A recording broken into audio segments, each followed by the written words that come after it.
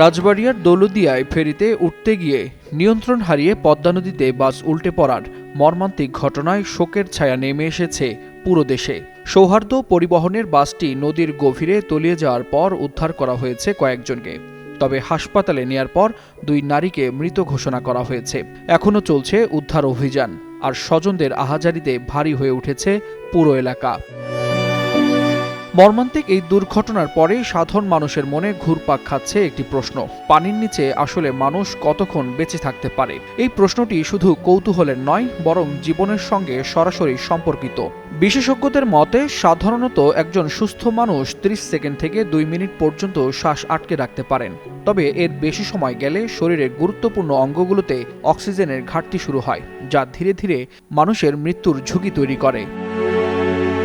চিকিৎসকরা বলছেন মস্তিষ্ক সবচেয়ে বেশি সংবেদনশীল। পানির নিচে 4 থেকে 6 মিনিটের বেশি অক্সিজেন না পেলে মস্তিষ্কে স্থায়ী ক্ষতি হতে পারে, আর 10 মিনিটের বেশি সময় পার হলে বেঁচে থাকার সম্ভাবনা খুবই কমে যায়। তবে কিছু ব্যতিক্রমও রয়েছে। ঠান্ডা পানিতে ডুবে গেলে শরীরের তাপমাত্রা কমে গিয়ে কখনো কখনো বেঁচে থাকার সময় কিছুটা দীর্ঘ হতে পারে। এদিকে প্রায় 90 ফুট গভীরে ডুবে থাকা বাসটি শনাক্ত করা হয়েছে। প্রতিকূল আবহাওয়ার মধ্যেও উদ্ধার অভিযান চালিয়ে যাচ্ছে ফায়ার সার্ভিস, সেনাবাহিনী ও বিআইডব্লিউটিএ। সময়ের সঙ্গে পাল্লা দিয়ে চলছে জীবন খোঁজার লড়াই, যেখানে প্রতিটি সেকেন্ডেই অমূল্য। ওয়ালিউল হাসানাত, যুগান্তর নিউজ।